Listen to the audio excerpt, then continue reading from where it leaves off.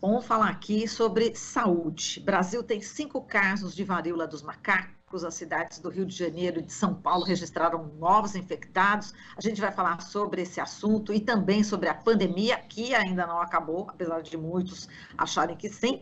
Vamos falar com o Marcos Caseiro, médico infectologista, professor universitário. Oi, Caseiro, bom dia, seja bem-vindo. Oi, bom dia, Marlu. Prazer enorme estar falando com você novamente aqui no nosso feriado aqui e com nossos ouvintes. Vamos conversar um pouquinho sobre essas duas importantes doenças aí que estão aí na pauta do dia, né? Vamos conversar um pouquinho. É isso aí, a gente te agradece, viu, Caseiro, de você ter atendido a gente nesse feriadão, né? Nesse feriado de Corpus Christi. Mas vamos lá, você está acostumado já com plantão, você é médico, eu sou jornalista, vamos lá nos nossos plantões, né, Caseiro? Isso aí. É isso aí. Bom, a Secretaria Municipal de Saúde do Rio de Janeiro informou aí o primeiro diagnóstico da doença no estado. Ontem, né, o infectado é um brasileiro que mora em Londres, no Reino Unido, já tinha viajado a capital fluminense, e o paciente carioca tem 38 anos, chegou ao Brasil no sábado, e a Secretaria de Saúde de São Paulo divulgou o terceiro caso no estado, justamente ontem, né? O paciente também é um morador aqui da capital paulista, tem 31 anos, ele viajou recentemente para a Europa, o Ministério da Saúde já tinha confirmado, né? Outros 3 casos da doença, 2 em São Paulo e 1 no Rio Grande do Sul. Enfim, como é que você avalia esse início, né, dessa doença, da malária dos macacos, chegando aqui ao Brasil? É um fator, assim, a gente tem ouvido, né, alguns especialistas, e a gente quer saber de você, Caseiro, como é que você está vendo essa entrada, né, da varíola dos macacos aqui no Brasil, e a gente ainda está na pandemia, né, do coronavírus. Bom, então, Marilu, assim, eu acho que tem alguns aspectos importantes. Eu acho que o primeiro, o mais importante de todos, né, começando do começo, a gente já teve a oportunidade de falar, eu tenho falado insistentemente, a gente vive um momento de transição epidemiológica, que nós chamamos de medicina, né? E já tive a oportunidade, acho que, de falar aqui, se não tive, repito, só neste século, a partir de 2000, do ano de 2000, nós estamos em 2022, nós tivemos já 7 pandemias, né? Que vai aí o SARS, o MERS, tivemos chikungunya, dengue, ebola, tivemos a cepa pandêmica do influenza. Parece que esses dados que a gente estuda na epidemiologia estão se confirmando de uma maneira muito mais rápida do que eu esperava. Quer dizer, essa grande urbanização, essas alterações climáticas muito consistentes farão com que cada vez mais nós tenhamos emergência dessas viroses que ou desconhecidas ou aquelas que praticamente já estavam resolvidas e vão reemergir. Isso é uma realidade que, se nós não alterarmos, né, o tamanho da destruição que os humanos estão cometendo na questão climática, no ambiente, isso vai ser cada vez mais frequente. Eu acho que isso é uma questão e esse vai nesse rol. Esse vírus já circula, ele é conhecido desde a década de 50, nós já tivemos outras epidemias, mesmo no continente europeu, né?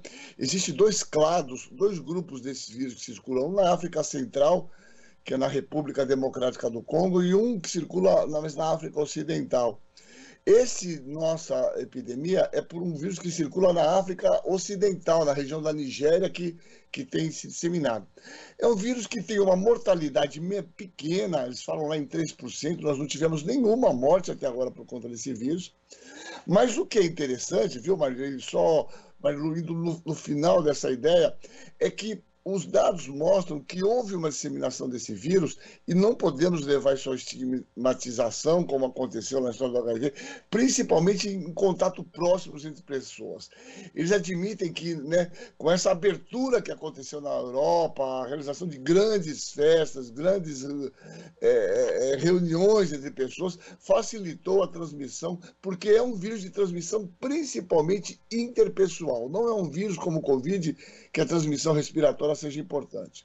Então, essa é a primeira coisa. E daí, deriva a outra coisa. Por que chegou no Brasil? Chegou no Brasil, você vê que todas as pessoas, até este momento, têm um vínculo epidemiológico de terem vindo do continente europeu.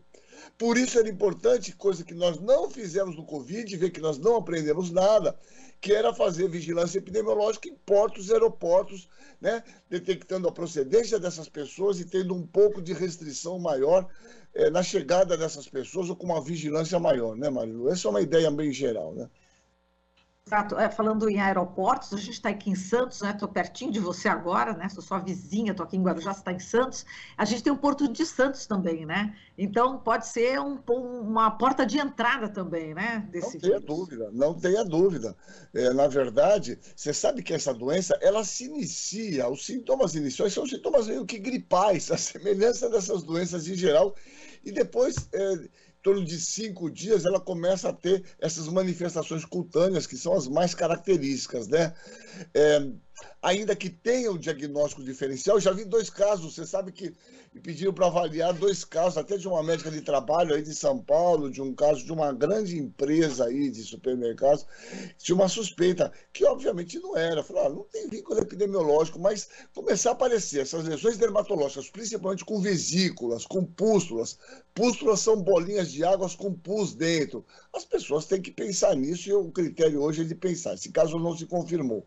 Era uma mulher de 38 anos.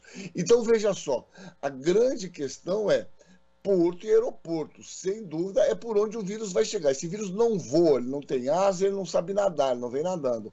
Ele vai entrar no nosso país, já entrou, via aeroportos e certamente os portos, e o Porto de Santos é um porto que tem uma enorme circulação, é uma área importante, sim, de possível entrada desse vírus, viu, Marilu?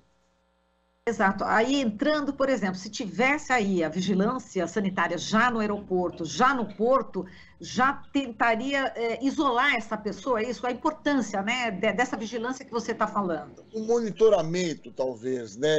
Por exemplo, quando você... O que a gente tem, né? A gente tem, de repente, um vírus que está circulando numa alta intensidade no continente europeu, principalmente, por exemplo, Espanha e Portugal, são os países que, nesse momento, têm maior quantidade, Inglaterra, assim... a grande maioria, ainda que isso não seja a regra, são pessoas que tiveram contato, ou sabidamente ou não, com pessoas com alguns sintomas. Então, veja, essas pessoas, quando chegar assim, aqui no nosso país, deverão receber um folheto falando, olha, você participou nessas situações de festa, em contato com pessoas tal. Qualquer sintomas que você tiver, imediatamente faça contato com uma linha, um caminho, porque o grande problema é esse, né, Marilu? Essas pessoas apresentarem sintomas, não procurarem o serviço médico e começarem a transmitir localmente. Sabe que um dado positivo, né? Se há positivo nisso, esse vírus, diferente do Covid, ele não se transmite se o indivíduo não estiver apresentando os sintomas, que são aquelas vesículas, aquelas bolhas, que são por onde transmitem. Então, isso é um lado que, de alguma maneira, favorece mais a gente ter um maior controle da disseminação dessa doença, né? Agora, Caseiro, vamos para a pandemia aqui do coronavírus, né, que não acabou, mas eu estou, assim, realmente muito preocupada, apesar do governo do estado recomendar, né, a máscara em locais fechados, né, o que a gente está vendo é que mesmo nos locais fechados, supermercados, ninguém, olha, raríssimos os funcionários que usam, realmente parece que acabou a pandemia, pelo menos aqui na Baixada Santista, você tem sentido isso também, e pelo Brasil, não é isso, Caseiro? Então, primeiro, essa atitude de tirar máscara foi um ato absolutamente irresponsável, sem nenhum apoio na ciência, ninguém, em nenhum momento, nenhum pesquisador, cientista que trabalha com isso, concordou com essa política de retirada de máscaras, principalmente em lugares fechados. Foi uma atitude precipitada. Segundo, o governo não quer que fala, mas a gente vai falar. Nós estamos numa 4ª onda, sim. Os casos estão aumentando de uma forma absurdamente elevada. ocorre dois fatores que são muito importantes. O primeiro, que se disseminou de uma forma importante, é a existência da autotestagem, que vende em farmácia com preço que barateou de uma forma importante. Então, muitas pessoas começam a ter sintomas, vão lá, compram esse kit, fazem em casa, testam positivo e não notificam. Então, eu posso te afirmar que a subnotificação é assustadoramente alta. Esse número é muito maior, porque eu vejo pelos meus contatos, quando começam a me ligar, todo mundo tá com Covid, né?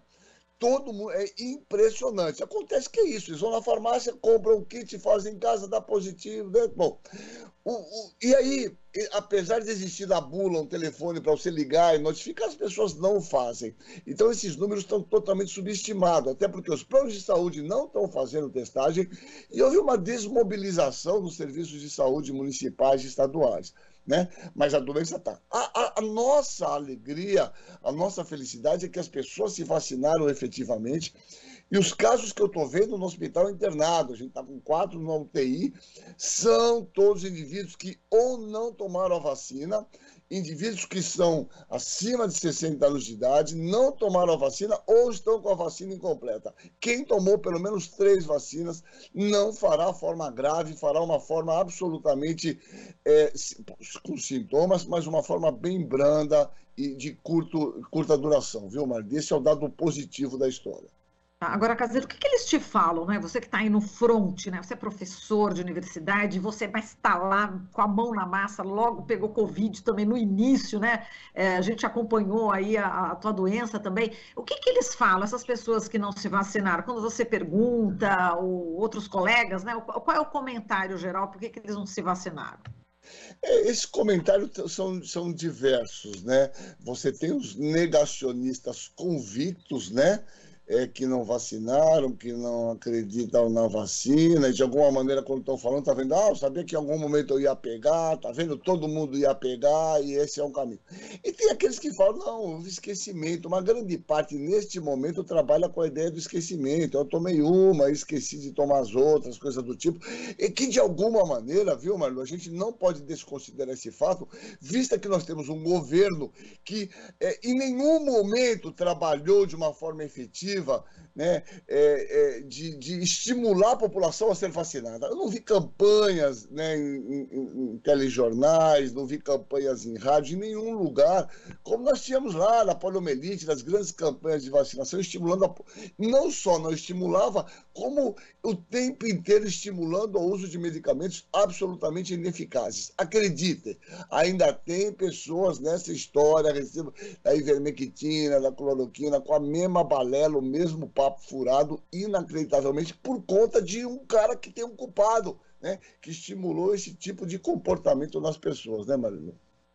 Exato. Agora, só para encerrar, né, que a gente está aqui com o tempinho esgotado, viu, Caseiro, que está lotado hoje o jornal, a gente, bom, infelizmente, mais 340 mortos, né, em 24 horas, a média móvel está em alta há 6 dias, né, o número de óbito é maior por dados acumulados de São Paulo, enfim, com esses dados, né, com essa alta que a gente já está vendo, inclusive uma variação de 43%, né, em relação a 7 dias atrás, qual que é a sua perspectiva em relação aí à pandemia, hein? Eu acho, mano, bem curto e grosso, que os casos vão aumentar, as mortes vão aumentar, já estão altos, 300 mortes de média, é assustadoramente alto, nós estávamos batendo 60, né, quase.